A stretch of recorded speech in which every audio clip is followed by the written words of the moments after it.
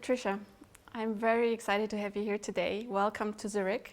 Thank you for having me. Thank you very much for coming. You're a guest that doesn't really need an introduction, but please just let's mention a few. You're an Oscar winner, Emmy Award winner, Golden Globe winner, but you're also a mother. You are also an activist. You are very supportive of gender equality and much more. You're active in Haiti. You are doing things on water sanitation. But of all these things, what are you most, and what is most close to your heart? Well, I think being a mother is probably the number one thing for me. I mean, I've always wanted to be a mother. When I was 4 years old, I was running around and somebody asked me, what do you want to be when you grow up? And I said, a mom. So that's, I guess, closest to me. But in many ways, I think that bleeds through to different parts of my life. For instance, my work with our NGO, GiveLove.org, we do ecological sanitation in the developing world. And we are working now in 7 different countries. We have a lot of projects in Uganda right now, in Kenya. We help kids in school so they have access to public toilets. And I think that's part of my maternal part. Mm-hmm. But also my gender equality overlaps with that because we're working with some of the poorest people on earth, and some of these women, they don't have access to a bathroom. So when they go to the bathroom, this public toilet that they have to pay for, they can be raped on their way. We just put in a toilet for this woman. She's 71 years old and she loves it so much. It's right next to her house, and she says, I don't have to go outside. They hit you on the head, they rob you, they rape you. And I just felt like, my God, you know, you're 71 years old. I don't want you to have to worry about being raped anymore in your life. So that's sisterhood, but that's also my maternal part. So I think my maternal aspect, and even in gender equality, as a woman, and maternally also, and in a sisterhood way, I know in America, the lack of equal pay for women really devastates women, especially single moms. We know that half the children living in poverty in America wouldn't be if their moms were paid their full dollar. So it's funny when you start looking at these things and learning more about them, how much you learn that they overlap on one another. So you're really very active in many different aspects, and you're trying really to contribute, and it's all about purpose, what you do actually in the end. What I'm really interested in hear more about your NGO, GiveLove.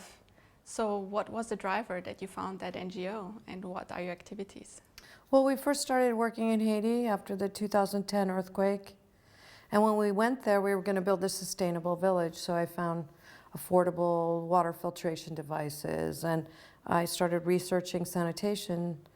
And I decided on this specific type of sanitation, compost sanitation, thermophilic composting. So it treats and kills pathogens in waste, and then you end up with compost that you can then amend the soil. So we know with climate change that soil degradation is expediently getting worse, and that there will be less water and more extreme weather conditions.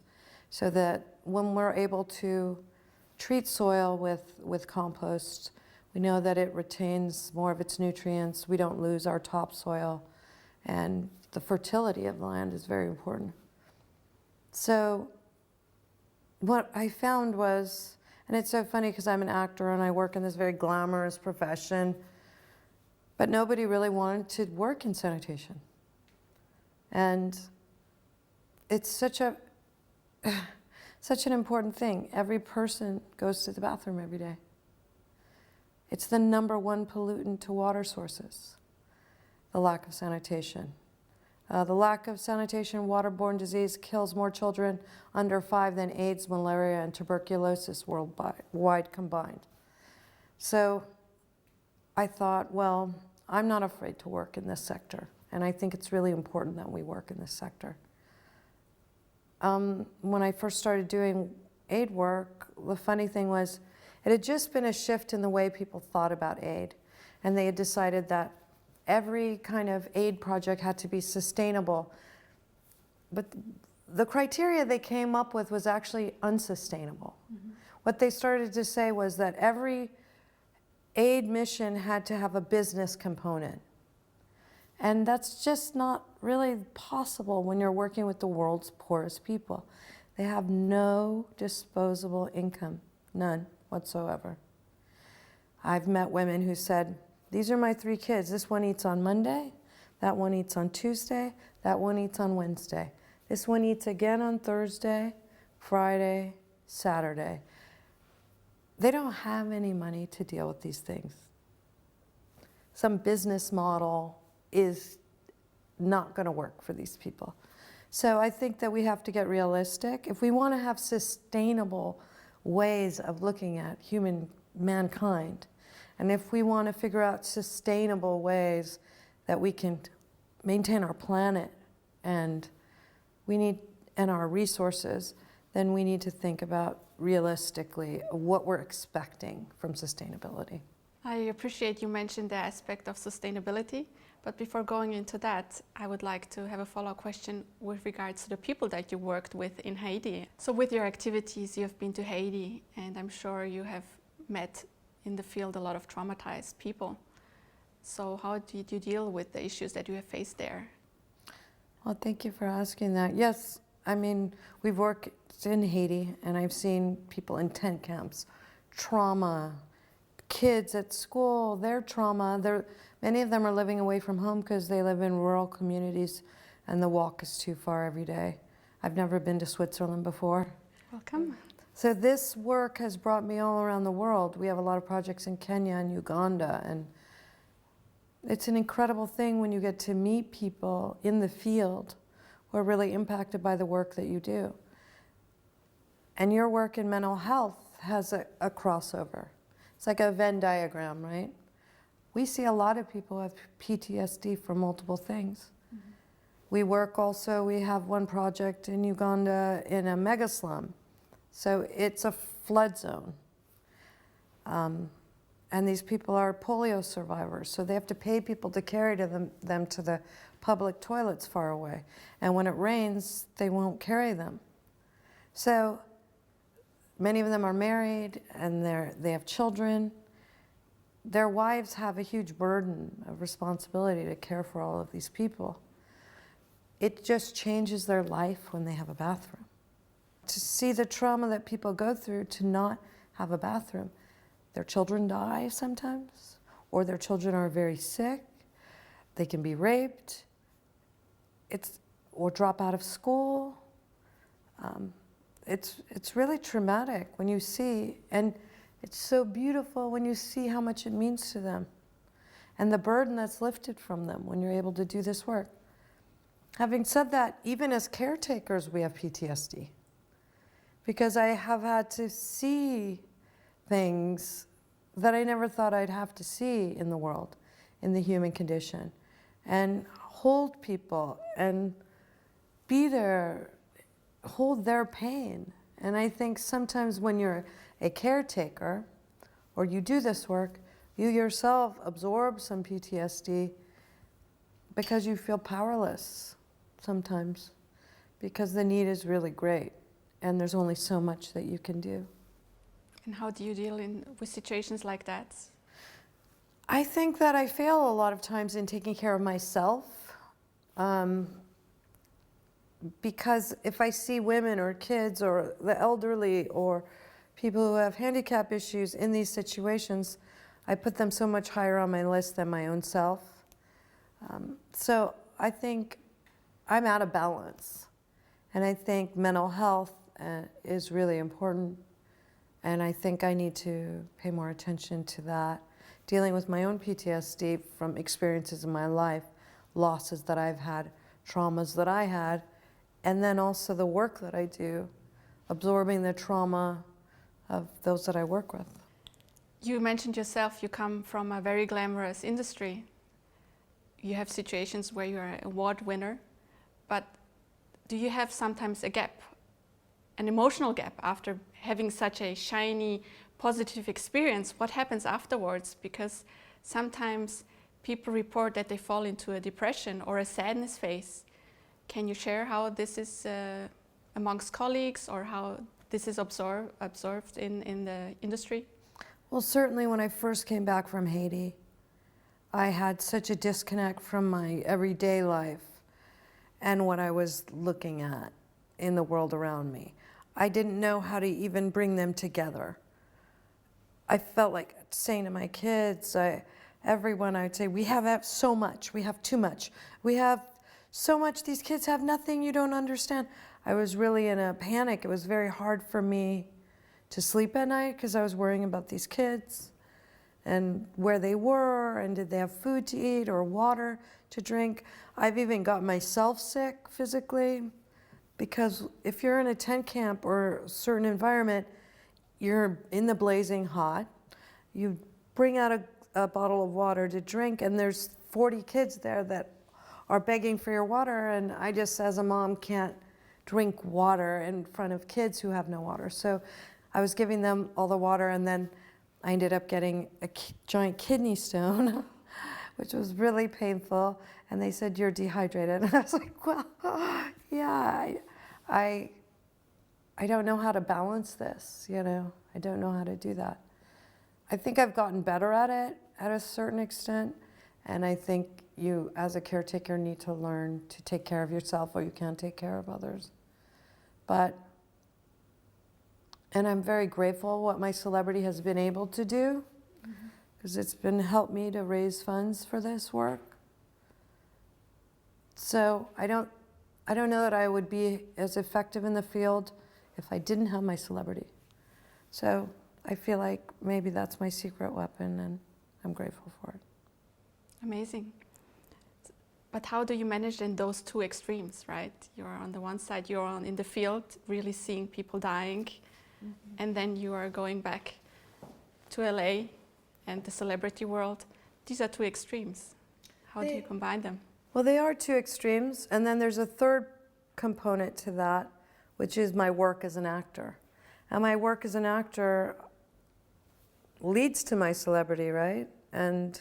But my work as an actor is the work of human emotions. Human beings going through certain experiences and denials, and having maybe character flaws and character traits and unprocessed traumas and addictions and all these different things. So I also get to really explore the human experience through my parts. So I feel like through the three of these, I think maybe my acting work also helps me process my work in the field.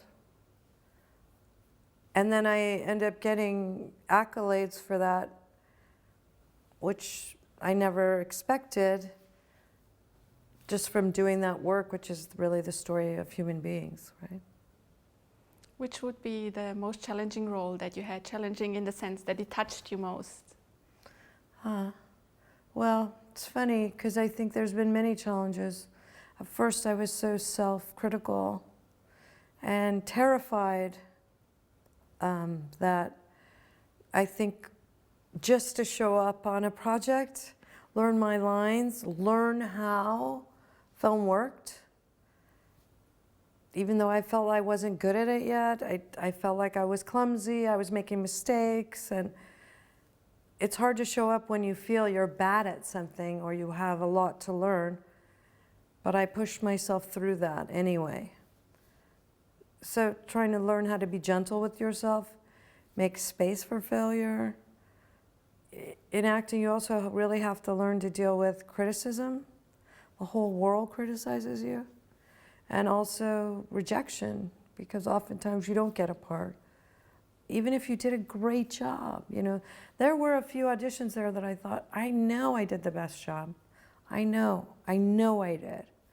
But you still don't get the part. And you have to deal with disappointment and a lot of different things. So maybe you can share a little bit about how it regards to gender equality in the film industry. I would be very curious to hear about it. You know, I think that we're all subconsciously biased, and I think we've grown up, I'm the product of, you know, parents who were born at a certain time when the world was very different, and I didn't grow up in a home where we really talked about feminism or anything like that. Again, it was my dream to be a mom and a wife, and I had a very old-fashioned kind of sense of things. It was really just through experience in the world that I started to understand the impact of gender inequality. And yes, certainly economically, I was a single mom at 20, and I was worried about buying diapers and food and how I was going to do that. But even more than that, I think there's subtle levels.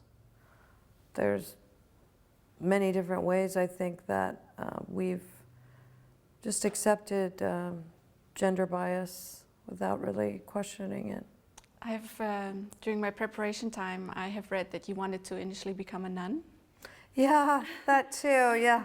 That came later. After I wanted to be a mom, somehow I wanted to be a nun. Yes, that's true, yeah. And you also grew up in a hippie environment. How did that impress you, and how did that form you? Well, I think because I grew up on a commune when I was very little, I had a relationship with nature. I'd go out and play with my friends every day, and we'd climb trees and lay in the grass in the fields and make little forts and things like that. We weren't distracted so much. There wasn't social media, there wasn't computers, there wasn't any of that. So my relationship to nature, I think, was very healing and informative for me.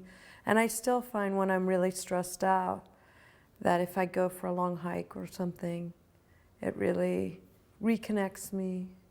Just smelling nature and trees and looking at a little flower blossoming, you know, out of a little crack in a rock or something is really so beautiful, and somehow makes me feel very connected to my humanness. It's interesting you use the word humanist. During my research, I realized that you are, although in this glamorous Hollywood world, you're still very human, and you also present yourself very human. Is there enough space in your career to show the human part of yourself?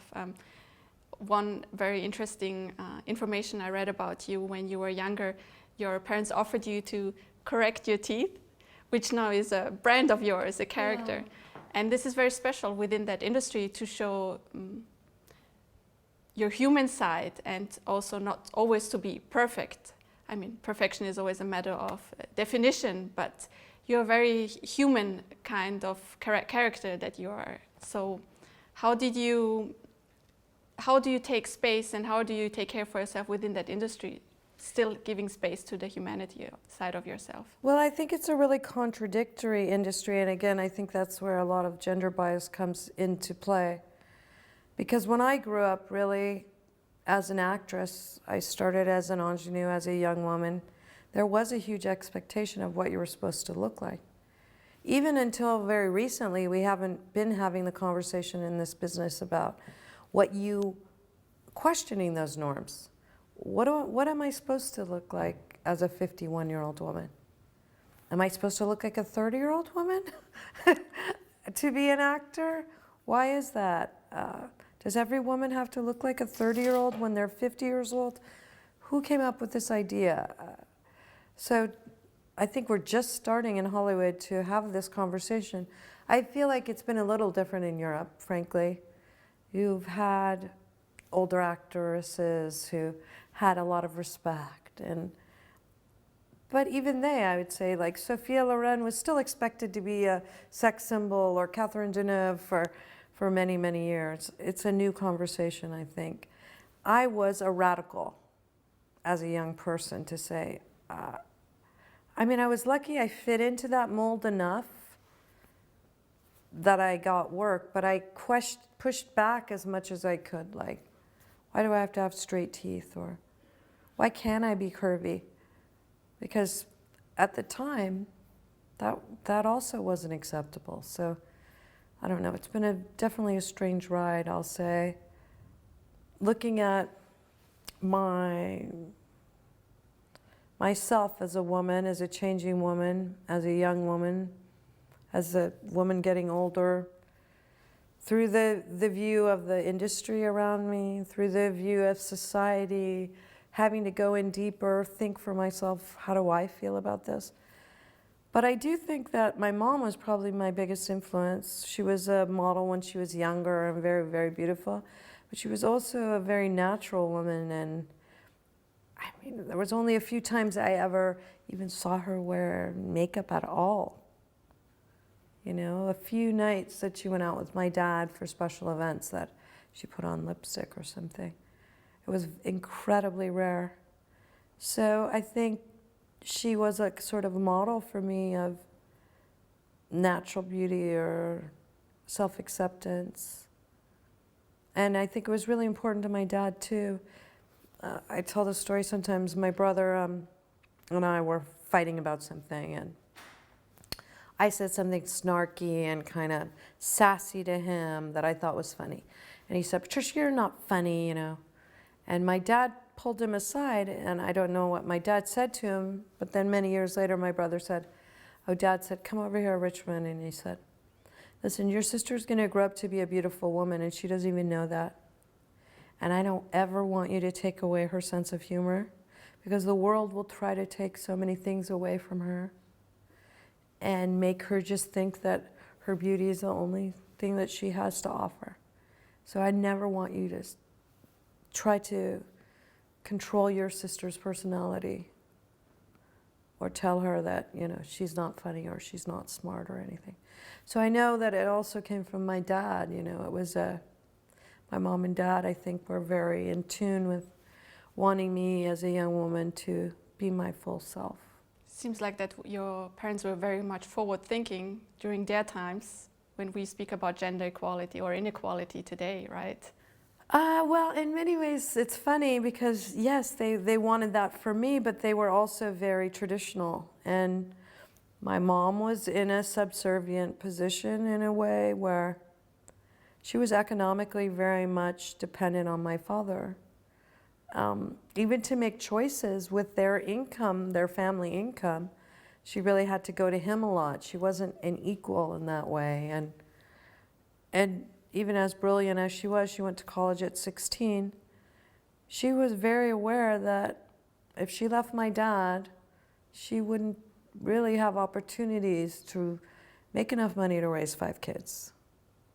So I think she was at a great disadvantage, and a lot of it had to do with her gender. Mm-hmm. So it was funny because they were in many ways advanced and open, and then in other ways they were also sort of creatures of their own time they were born in and all of that. Patricia, what would be your message to the women out there now that we have spoken about gender equality or inequality and gender pay gap? If you would give an advice to someone, what would it be as a woman in today's world with all those expectations and pressures and fears and trauma? Well, I think it would be the same advice I give to myself, like look at your own needs also in this scenario. What do you need? Take care of yourself also. But my advice, I think, for men and women would be, let's try to examine these long-standing subconscious biases we have and understand that we actually do need to make a shift, and it might feel radical at first. It might seem like too much too fast, but it's not too much too fast. With the Me Too movement, with talk about equal pay and gender equality, we're seeing a shift in behavior and expectations, and I think that that's really positive. But there's many areas I know I haven't even looked at about gender equality and gender discrimination, subconscious bias. So I think we just keep having to look at it. And I know that we all, men and women, want that for our daughters. We want a different future. We want a different reality. Because as much as we talk about these things, there's still very few women at the top on boards of Fortune 500 companies. A lot in Europe, you're ahead of us, but we don't even have parity in our government. with women. There's still, the majority of nurses and teachers are women. Those fields tend to be underpaid. You'll get paid less money for taking care of a child than you will for parking someone's car in America. If you're a janitor, which is usually a male job, or a maid, which is oftentimes a female job, you'll get paid more to be a janitor. So even in the same field, you'll see that there's gender disparity and pay gaps in largely the same occupation. Now that you're taking care of so many people, how do you take care of yourself in the end? I do a very bad job of taking care of myself. Yeah, it's really bad. Yeah, that is really what I need to work on. And I think it's kind of amazing. I've been thinking a lot about mental health lately, and emotional health, and recharging and replenishing yourself. I know it's something I've done a really bad job of, and my kids and my boyfriend, that's their main criticism of me. Like, stop taking care of everybody else, take care of yourself. You need a break, you can't take care of everybody and everything all the time. And I'm having to learn to say no to a lot of things. It's hard for me because there's so many things I want to do in the world. So many great groups doing so many wonderful things, but I do realize that sometimes I tend to overextend myself. And in situations like that, how do you deal with the situation? Is there a routine that you do, or do you go somewhere, someplace, or do you meditate? Is there something that when you're really in a distressed situation that helps you to manage the situation? Usually I actually push it to I'm so far gone that I either get sick and I have to lay in bed and God just kind of knocks me off my feet and says, no, lay down for a while. I often, I don't know, I see myself as sort of some robot or some soldier or something that can, I can fight for everyone's battles, but I'd never recognize when I'm exhausting myself for me. So it's really something that I need to work on. And I think it's something I actually came in this life to have to learn. So I'm not good at it. I'm just not good at it. And that's not an excuse. It's very much a flaw, I think, that I really need to pay attention to. I've seen your very impressive presentation when you went in front of the Congress with regards to women's rights. It was a very touching and impressive speech that you gave there. You've been very active and for a long time in that field. Can you please share a little bit were there any progress after your speech, and what were the feedbacks that you received? Well, thank you for bringing that up. And actually, when you said that, it made me think how much I internalize trauma, fear, PTSD.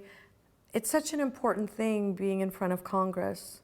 So many activists have been working on getting women in the Constitution and ensuring that women have equal rights in the United States of America. They've been working on this for a generation, 2 generations. Since the beginning of our country, really, women have been trying to have equal rights in America. So I felt this huge responsibility. And in the days leading up to it, my blood pressure was incredibly high. I was so stressed out about it and afraid I'd make a mistake. But it was the first time that the Congress had heard an argument for women to be in the equal rights, to have the Equal Rights Amendment and be in the Constitution. For 36 years, it was the first time they'd had a hearing like that. So it was an incredible amount of responsibility, and I had a lot of fear around it. But exciting things are happening. So for around the 70s, when the Equal Rights Amendment didn't pass, everything kind of stalled out. They were 3 states short of ratifying it. But in the last few years, 2 states have just ratified. And so now we're 1 short. When I grew up, when I lived in the hippie commune, I lived in Virginia.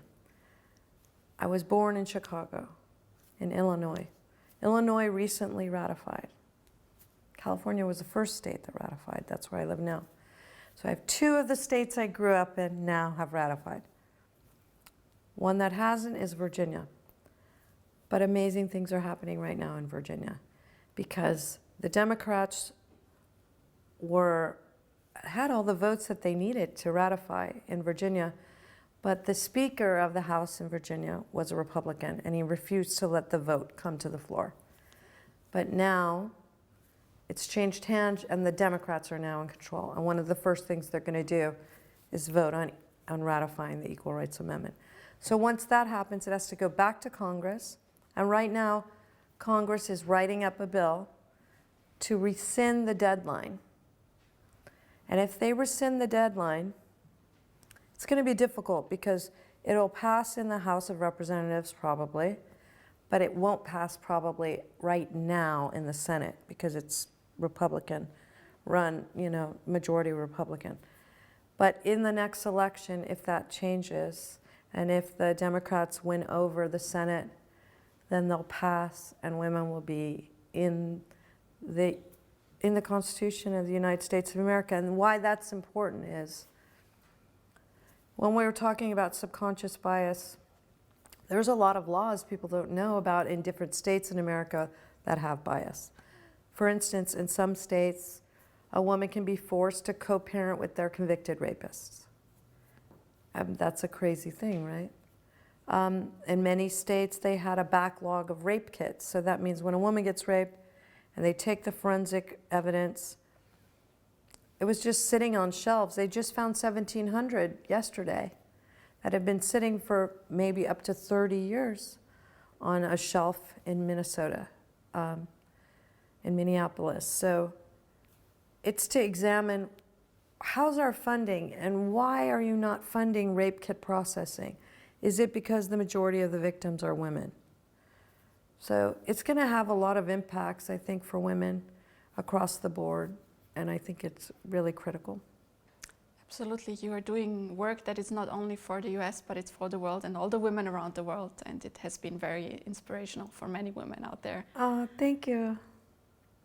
You have mentioned a few times the word fear, that you were afraid when you were standing there presenting that. Can you explain or elaborate a little bit on what kind of fear you were facing in that situation? Oh, it was so much fear because so many people had worked so hard on this. And because you don't want to be one of, I think there was 5 of us up there, and some of them were against the Equal Rights Amendment. They were from the Republican side, some of the lawyers. So to be one of very few people to argue this and try to win people over and have them hear you it just felt like a lot of pressure. But I also felt that same fear, a similar fear, when I won the Oscar. And I used my speech to call for equal pay and equal rights for women. That was scary too, because I knew it's really frowned upon for you to be political. But I knew that I didn't necessarily want an award for me, my own self. Yes, it's a lovely thing. Thank you very much. It's an amazing acknowledgement from your peers and your industry. But what if you could take that moment and change millions of people's lives? So that's what I wanted to do. I didn't want to just have something for me. I wanted to have a feast for everyone. I didn't want to just celebrate myself. I wanted to celebrate everyone. I wanted everyone to have a better life from that moment. And then when I was presenting in front of for the Equal Rights Amendment in front of Congress, I felt this big pressure, like, if you blow this, that might not happen for everyone. And then I had to kind of be nice to myself in my own mind, like, hey, you're gonna do your best. You've studied, you know what you're talking about, you've spoken to activists in the ground in all these different areas. I brought all my material with me, I had all my statistics, but you also are human, and you might not do everything perfect, and your heart is in the right place, and you have to be nice to yourself too. You said you have the heart in the right place. One thing that you are strongly advocating is the topic of transgen, and you have voiced this out within your industry. It has been very difficult, not only within your industry, but generally in the world for people who are transgen. What are you doing currently in order to support that? Well, my sister Alexis was transgender, and she passed away 3 years ago from AIDS. And, you know, we don't talk about AIDS very much, or we think AIDS has been, you know, a crisis that's been solved, but it really hasn't. We still have 1 million people a year die of AIDS. And a lot of people don't have the resources or the access to the medicine that they need. And we still need to make more progress till we have a cure. And looking at my sister's life, when she lived her life as a boy, as an actor in the world, she was maybe the best actor in our family, of all of us. And to see her then live her truth as a trans woman, it became very difficult for her to get a job.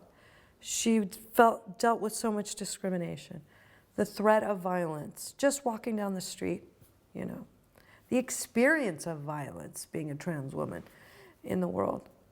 It made me really hyper aware of that level of discrimination. And it's very important to me.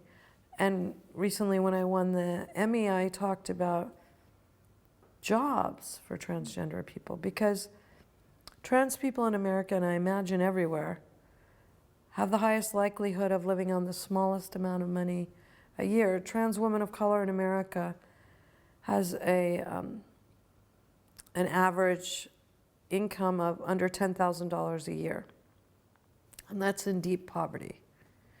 So oftentimes trans people are forced into the sex industry to survive, which puts them at great risk. And they all have dreams of what they want to be, and industries that they want to be involved in, and who they want to be as people, and skills that they want to bring, and talents. And they're being stopped because they're trans. So I think job opportunities are very important. And I am committed to making more trans job opportunities available. Thank you very much for opening up about this. I really appreciate it.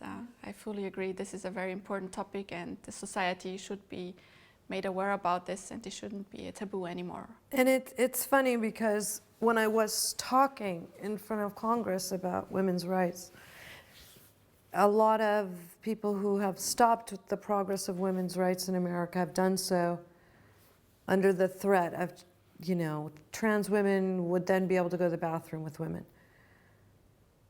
I spent my life sharing a bathroom with a trans woman. I love my sister so much, you know. I have no fear of trans women. The unspoken conversation, which I talked about in that speech, was, I know what they're alluding to is rape.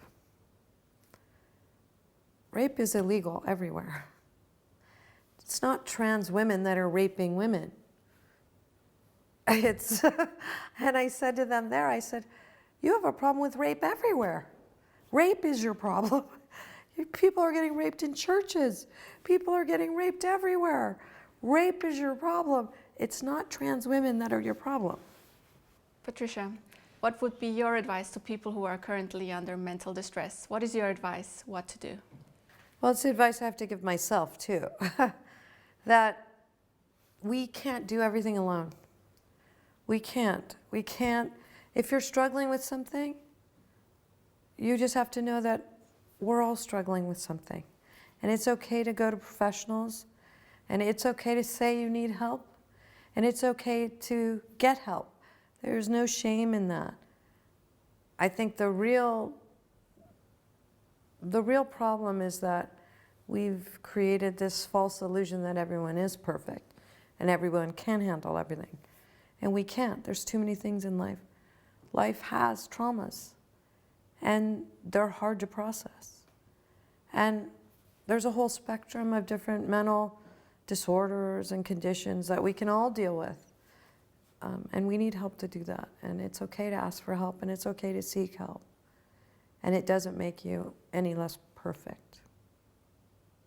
Thank you, Patricia, for opening up yourself tonight and for visiting us. Thank you for having me.